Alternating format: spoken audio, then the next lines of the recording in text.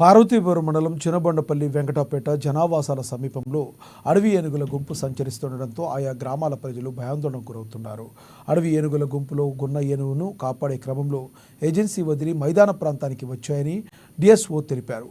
వరి సాగు, చెరువులో నీళ్లు ఉండడం వల్ల అవి ఈ ప్రాంతాన్ని అంటిపెట్టుకున్నాయని చెప్పారు. ఇటువంటి సంఘటనలు పోలీసు, రెవెన్యూ శాఖలతో సంయుక్తంగా ప్రజలను అప్రమత్తం చేస్తున్నామని తెలిపారు.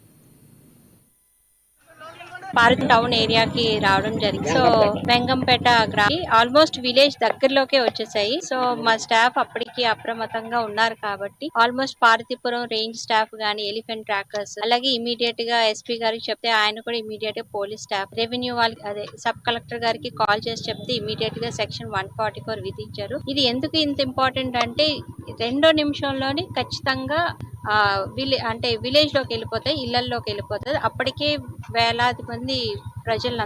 సో మళ్ళీ ఇంకొక ఇన్సిడెంట్ కానీ ఏదైనా జరగకుండా ఉండడానికి ఇమీడియట్ గా మేము యాక్షన్ అయితే ఆల్మోస్ట్ కంట్రోల్లోకి వచ్చింది. ఇక అంటే నాకు తెలిసి 5:35 అలా జరిగింది. ఇప్పుడైతే ప్రెసెంట్ కంట్రోల్లోకి వచ్చింది. సో అంత నార్మల్. అండ్ ఇది అయితే మొదటిసారి ఇలా ప్లేన్ ఏరియాకి రావడం. అంటే ప్లేన్ ఏరియాకి ఎందుకు వచ్చింది, కొండలు అన్ని వదిలే ఆల్మోస్ట్ ఏజెన్సీ ఏరియాస్ లో ఉన్నా కూడా